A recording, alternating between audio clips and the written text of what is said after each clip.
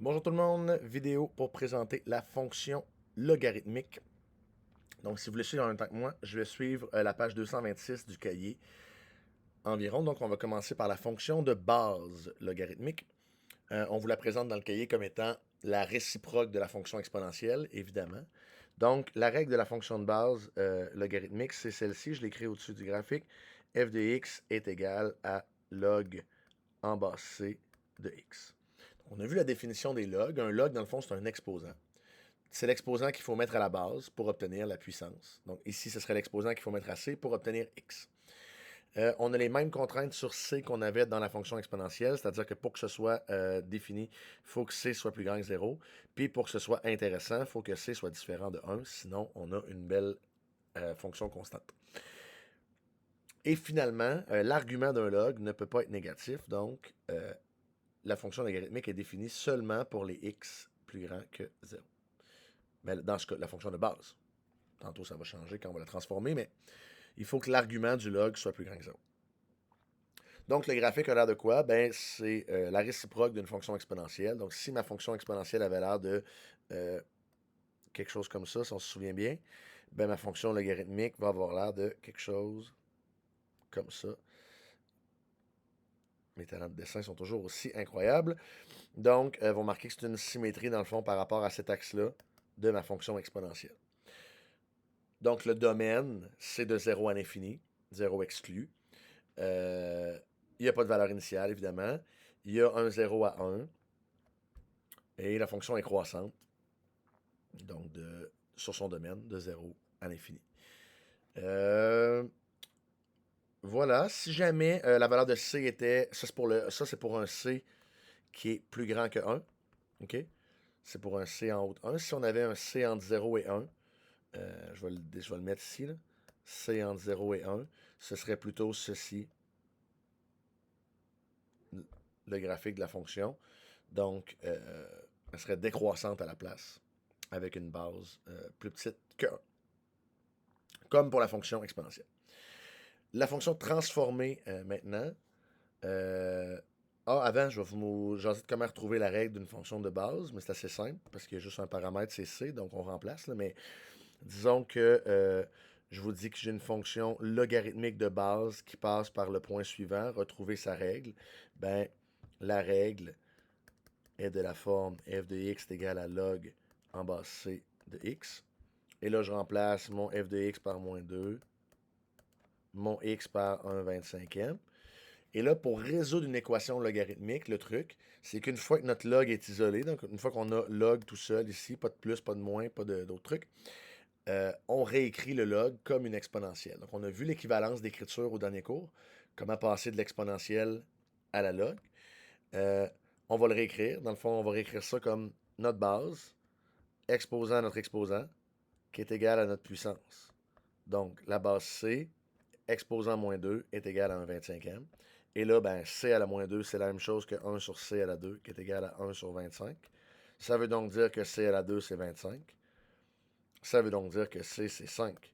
Ou moins 5, mais comme C ne peut pas être négatif, je ne vais pas considérer la racine négative ici. Donc C va être égal à 5. Et là, la règle de ma fonction de base, ça va être log en base 5 de x. Donc voilà pour ça. Retrouver la règle d'une fonction de base, c'est relativement simple. La fonction transformée maintenant. Bien, premièrement, on a la forme canonique avec le ABHK, donc qui est A fois log en base C de B fois x moins h. Tout ça plus K. Ça, c'est notre forme canonique. On peut la transformer avec certaines manipulations algébriques en utilisant les lois des logs en la forme suivante. F de x est égal à log en base C de B fois x moins h. En gros, on peut se débarrasser du A et du K en faisant des manipulations algébriques. Si vous vous souvenez, dans la fonction exponentielle, on pouvait se débarrasser du B et du H. Donc, comme c'est la réciproque, c'est les paramètres inverses dont on peut se débarrasser. Mais, contrairement à toutes nos autres fonctions, là, ce ne sera pas souhaitable tout le temps.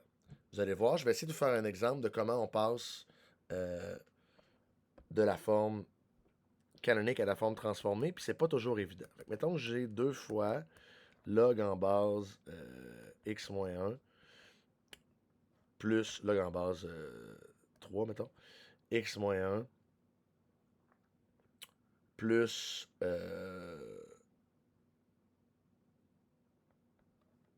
2, mettons. Donc, puis je veux transformer ça. Il a fallu que je réfléchisse parce qu'il faut que je prenne des chiffres qui marchent un peu.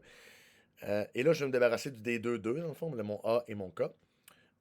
J'utilise les lois des logs. Puis il y a une loi des logs, la première, qui dit que cette expression-là ici, là, 2 fois un log, c'est la même chose que le log en base 3 de x moins 1 au carré. Hein, c'est la même chose. Si j'avais un exposant, je peux le ramener en avant. Si je prends le 2, je peux le ramener en exposant. Je peux le faire dans les deux sens. Puis mon 2, c'est facile parce que c'est le log en base 3 de 9.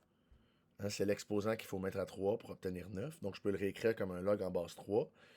Et là, maintenant que je l'ai réécrit comme un log en base 3, je peux fusionner mes logs avec la loi des logs. C'est donc égal au log en base 3 de 9 fois x moins 1 au carré. Et là, je l'ai écrit sous un seul log, donc je suis revenu à la forme transformée.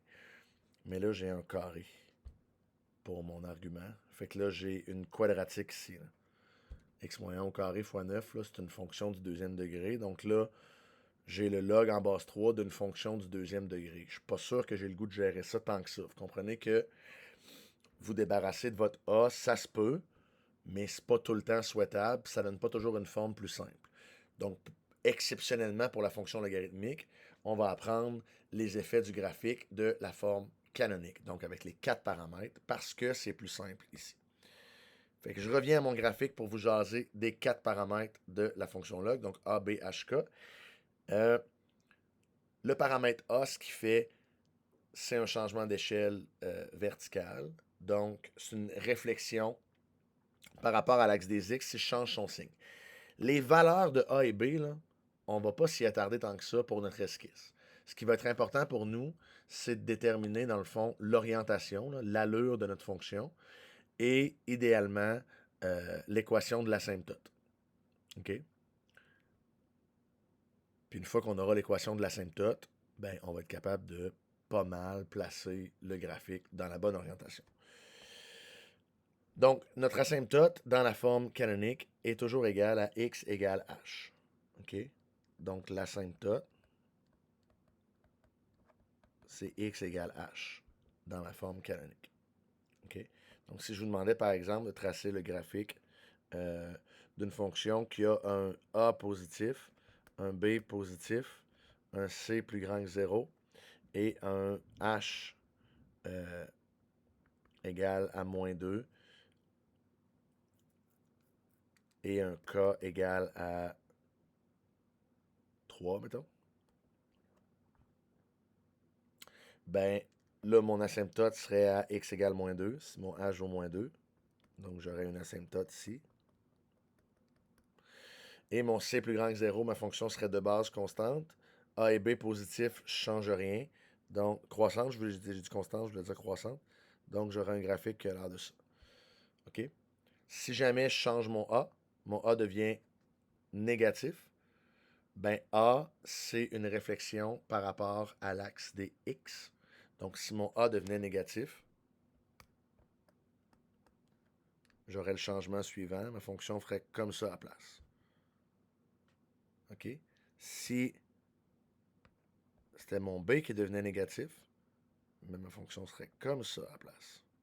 C'est une réflexion par rapport à l'axe vertical. Donc, j'aurais quelque chose comme ça. Et si les deux étaient négatifs, donc A négatif et B négatif, là, j'aurais celle-là ici. OK? C'est ça mes 4 options. K ne change pas grand-chose. La valeur de A et B ne change pas grand-chose. Et là, évidemment, si mon C n'avait pas été plus grand que 1, là, j'ai écrit C plus grand que 0, mais je voulais dire C plus grand que 1 tantôt. Si mon C n'avait pas été plus grand que 1 et il avait été plus petit que 1, là, je serais parti avec la fonction décroissante. Donc, j'aurais fait les ajustements nécessaires pour changer les valeurs.